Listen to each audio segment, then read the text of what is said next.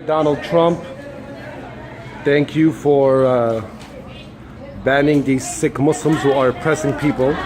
As you can see here, these filthy Muslims feeding hungry families who are coming inside the mosques to radicalize their hungry stomachs. You see? Another terrorist right here. These look like, I don't know what they're inside, probably bombs or something. Let's check what's inside. I think it's like TNT or guns from ISIS. Well, I mean, it's just fresh bread, fruits and milk, rice and all kinds of food, but I'm sure when they mix all that together, it turns into a very explosive device.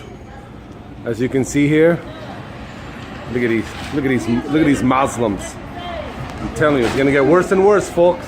It's gonna get worse and worse.